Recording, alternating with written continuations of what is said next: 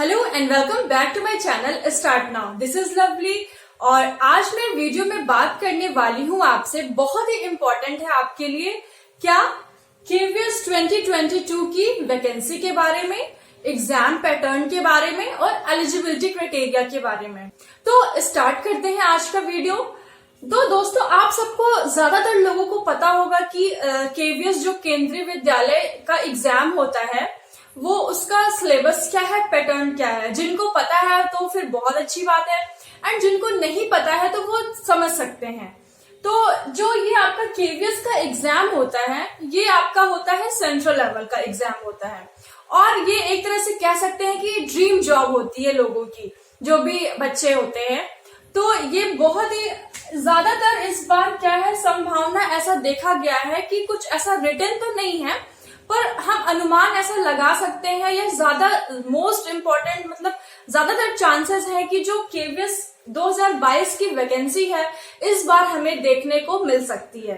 तो एक तरह से ये आपके लिए बहुत ही पॉजिटिव चीज है, बहुत ही अच्छी चीज है। आपको इस वैकेंसी के बारे में देखने को मिलेगा, एंड आपको क्या करना है, आपको इसकी तैयारी अब शुरू कर देनी चाहिए। आपको क्या करना है, आपको कंटिन्यू करनी है आपकी स्टडी, जैसा कि मैंने आपको प्रीवियस वीडियो में बताया था कि आपको पेशेंस रख के आगे की तैयारी करनी है।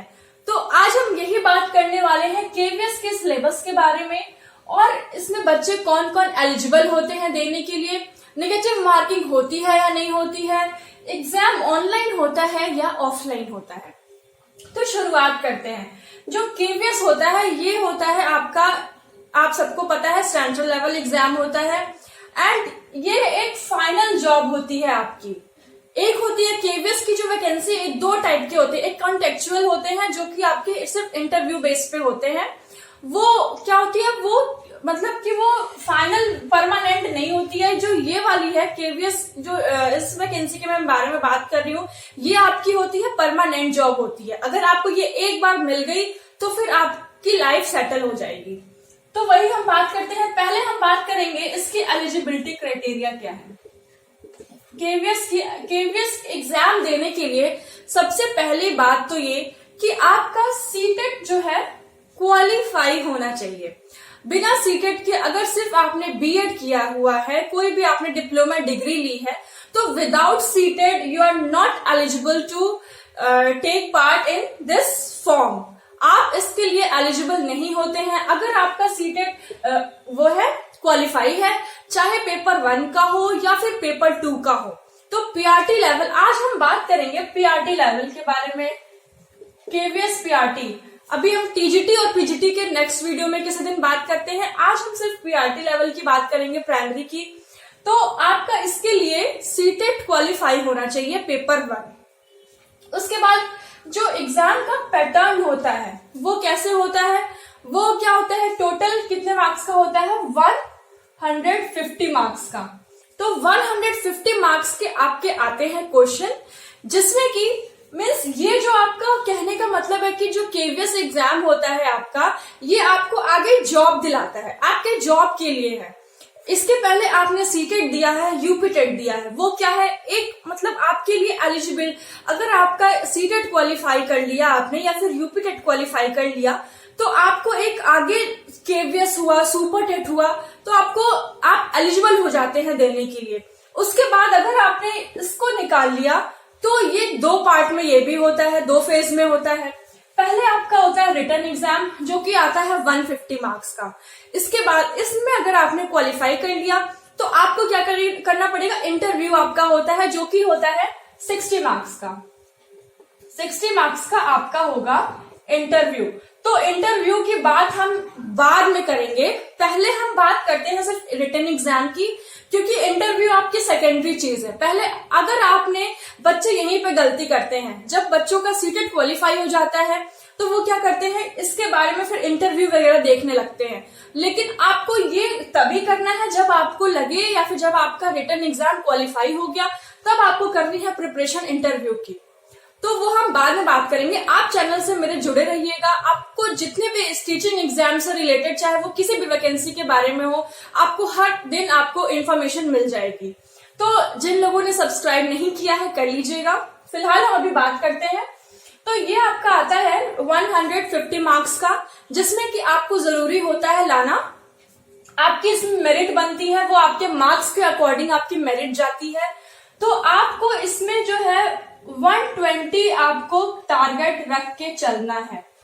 120 नहीं तो 90 या फिर 120। वैसे आप अगर 120 का टारगेट 120, अगर आपने 150 में से 120 मार्क्स भी आ गया तो बहुत अच्छी बात है, क्योंकि इंटरव्यू में जब आप जाते हैं तो इंटरव्यू तो आपके लिए इंपॉर्टेंट रहता है, पर जो वहां पे लोग बैठे रहते हैं वो आपके, अगर आपके मार्क्स अच्छे हैं तो आप इंटरव्यू में भी सेफ रहते हैं।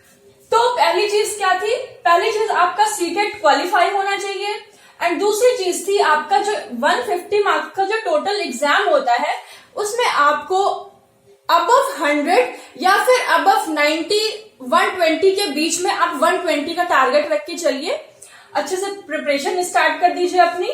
तो अगर आपने अच्छे से पढ़ाई की है या फिर अगर आप अच्छे से पढ़ाई कर लेंगे तो आपको कोई नहीं रोक सकता एग्जाम निकालने से, क्योंकि आप ही, हम सारे जो लर्नर्स होते हैं, हम लोगों जैसे ही जो बच्चे होते हैं वही एग्जाम देते हैं, कहीं और से वो लोग नहीं आते हैं। तो अब हम बात करते हैं पेपर ऑनलाइन होता है या ऑफलाइन। देखिए अभी जो, जैसा कि आप सबने देखा, इस बार जो सीटेट का एग्जाम था वो आपका हुआ ऑनलाइन। आपका इस बार फर्स्ट टाइम जो है सीटेट का एग्जाम जो अब ऑनलाइन हो गया है। तो ऐसा सिस्टम में बहुत सारी अपडेटेड चीजें हो रही हैं जिससे कि हम प्रिडिक्ट कर सकते हैं जो एग्जाम है वो आपका ऑनलाइन हो सकता है, ऑनलाइन मोड में हो सकता है। पर ऐसा कुछ फाइनल, ऐसी कोई नोटिफिकेशन या फिर अभी तक तो केवीएस का खैर अभी कुछ अता पता ही नहीं है, पर देखा गया है, ज्यादातर अनुमान लगा सकते हैं कि जो पेपर है वो ऑनलाइन होगा। एंड ऑनलाइन अगर हो तो ज्यादा बेटर है। ऑनलाइन आपका जो है टाइम आपका बच जाता है। ऑफलाइन की वजह से आपको ओएमआर शीट वगैरह फिल करने में टाइम टेकिंग ज्यादा लगता है, पर जो ऑनलाइन होता है वो ज्यादा इजी रहता है एंड आपका टाइम की बचत हो जाती है। तो हम समझ सकते हैं जो पेपर है वो ऑनलाइन हो सकता है, वो आपको पता चल जाएगा जब ऐसी कोई न्यूज आएगी। तो अब हम बात करते हैं नेगेटिव मार्किंग की।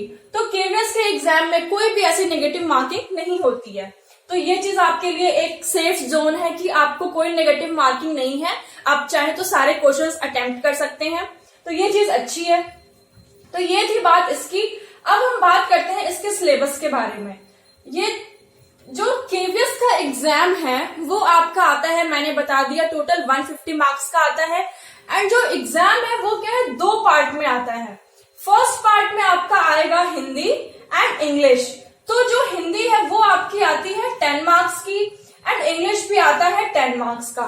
ये थी पार्ट 1 में। पार्ट 1 की बात, आपकी हिंदी आती है, जैसा कि जो भी आपने सीटेट या फिर यूपी टेट में जो भी ग्रामर चीजें पढ़ी हैं, अलंकार हुआ, संज्ञा, कारक, ये जितने भी चीजें आपने ग्रामर पोर्शन में जो भी आपने हिंदी में, थोड़ा सा सीटेट का लेवल थोड़ा कम रहता है। केवीएस, हालांकि ये एग्जाम फाइनल जॉब आपको मिलती है इस एग्जाम के बाद, तो इसका लेवल भी उसी हिसाब से होता है, इसका लेवल थोड़ा ऊपर चला जाता है।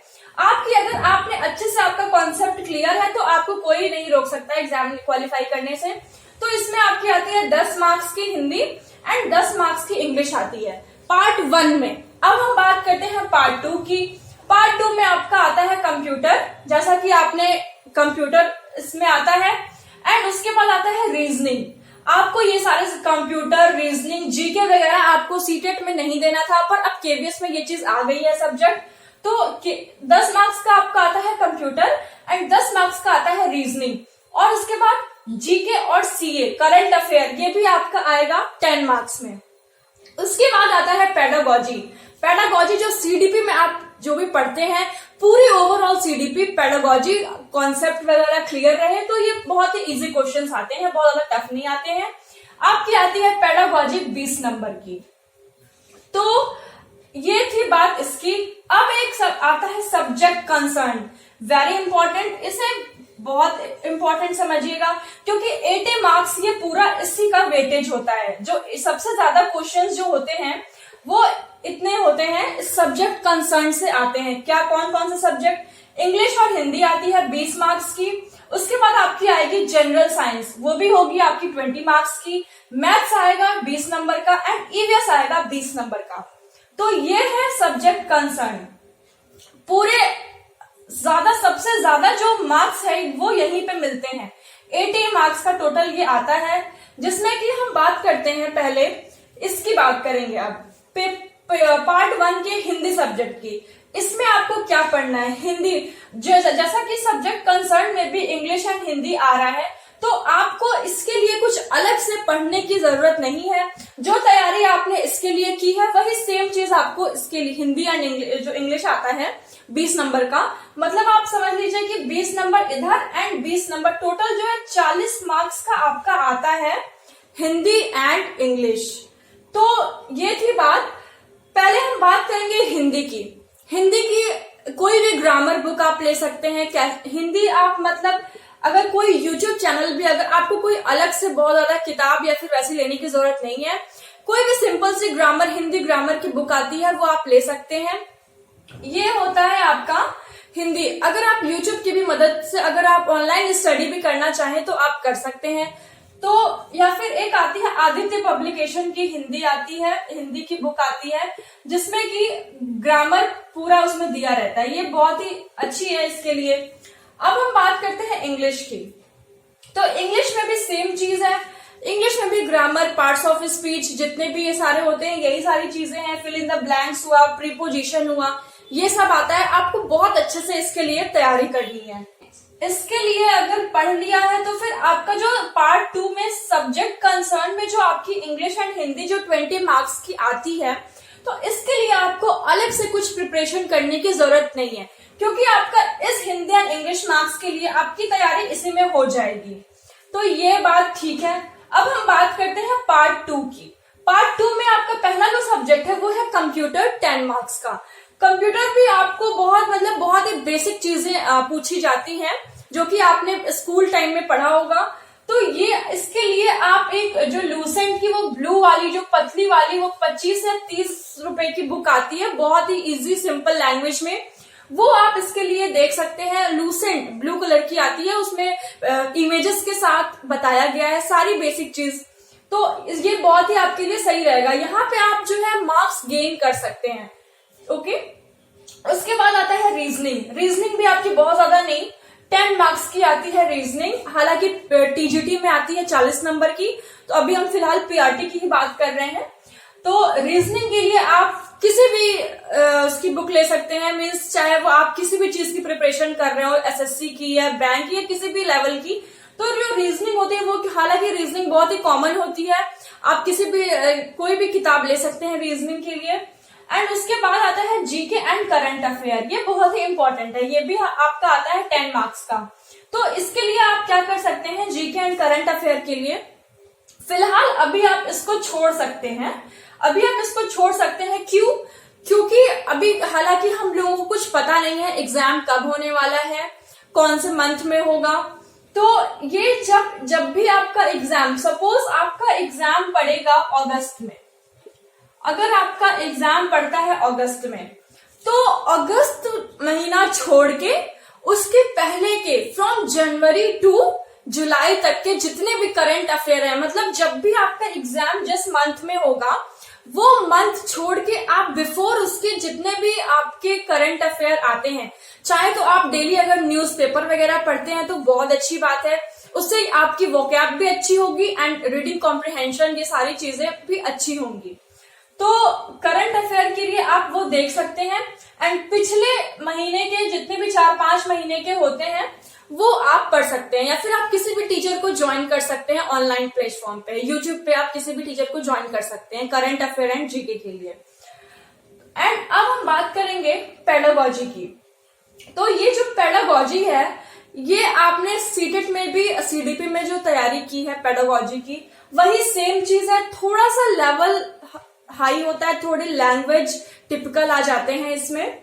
तो बात वही थी, थोड़ा जो अगर आपने अच्छे से पढ़ा है तो फिर कोई प्रॉब्लम नहीं है, किसी भी लैंग्वेज में कैसा भी क्वेश्चन आए, कितने भी टिपिकल क्वेश्चंस आए, आप कर सकते हैं। तो पेडागोजी के लिए भी आपको मेरी तो चाइल्ड डेवलप सीडीपी की सीरीज चल रही है, आप वो भी फॉलो कर सकते हैं।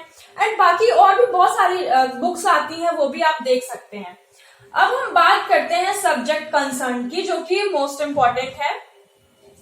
इसमें आपको हिंदी इंग्लिश पढ़ना है, वो मैंने बता दिया। अब हम बात करते हैं जनरल साइंस की। इसमें आ जाती है, हालांकि इसमें साइंस मींस आपके फिजिक्स भी आती है, थोड़े उसके भी न्यूमेरिकल क्वेश्चंस आते हैं। तो आप इसके लिए पढ़ सकते हैं एनसीईआरटी। एनसीईआरटी की किताब आप ले सकते हैं। कौन से तक क्लास तक? 9th तक। एनसीईआरटी ही पढ़नी है। ये आपको बहुत इंपॉर्टेंट है समझना कि एनसीईआरटी ही आती ही है पूरे एग्जाम में। तो आप जनरल साइंस के लिए आप फ्रॉम क्लास, कौन से क्लास से 9th तक की अगर आपने अच्छे से फिजिक्स वगैरह पढ़ ली है तो फिर ये आपको बहुत ही सही रहेगा। और मैथ्स भी आपको एनसीईआरटी ही करनी है, एनसीईआरटी की ही मैथ्स आपको करनी है। आप यूट्यूब के भी हेल्प ले सकते हैं और क्वेश्चंस वगैरह आप बुक लेके सॉल्व कर सकते हैं। ईवीएस, जो ईवीएस है ये भी आपका है 20 मार्क्स का, बहुत ही इंपॉर्टेंट है। अब इसमें भी आपको ईवीएस क्या करनी है, 6 to 8 तक की, या फिर 3 से लेके 8 तक की, फ्रॉम क्लास 3 to 8 आप ईवीएस की जितनी भी होती है, पॉलिटी वगैरह, हिस्ट्री, ये ज्योग्राफी, ये सारे आते हैं आपके ईवीएस में। बेसिकली आपके जो ईवीएस के क्वेश्चंस होते हैं वो जीके एंड करंट अफेयर में भी इंक्लूड हो जाते हैं। तो ये हमको पता नहीं होता है, जीके में भी एंड करंट अफेयर में भी ईवीएस के क्वेश्चंस आ जाते हैं। तो आपको क्या करनी है, एनसीईआरटी करनी है। अगर आपने ओवरऑल कहने का मतलब ये है कि आपको एनसीईआरटी करनी है, एनसीईआरटी की आपको पूरी एक एक नोट्स बनाने हैं हर एक सब्जेक्ट के। आपको क्लास 3 से लेके क्लास 6, 7, 8 तक की पूरी एनसीईआरटी करनी है। एंड मैथ्स एंड साइंस के लिए आपको क्लास 9th तक की किताबें पढ़नी होगी। तो ये थी बात। और आप पढ़िए और खुद नोट्स बनाइए एंड सेल्फ स्टडी से ही आपका होगा। ये सारी चीजें कहीं कोचिंग ज्वाइन करके या फिर इधर उधर जाके या फिर दोस्तों से पूछ के ऐसे आपकी तैयारी नहीं होगी।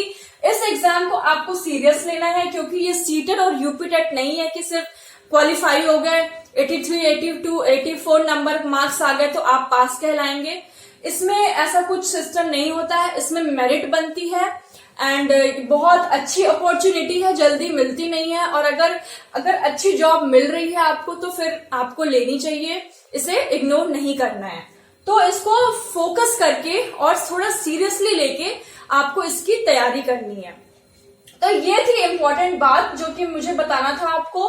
तो हमने बात कर ली इसके एग्जाम पैटर्न के बारे में, ऑनलाइन ऑफलाइन होता है, नेगेटिव मार्किंग होती है या नहीं।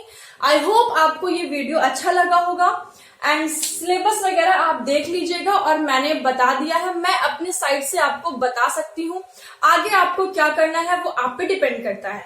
तो आज के लिए इतना ही, ये बहुत ही इंपॉर्टेंट था बताना। तो अब हम मिलते हैं नेक्स्ट वीडियो में नेक्स्ट टॉपिक के साथ। तब तक के लिए थैंक यू।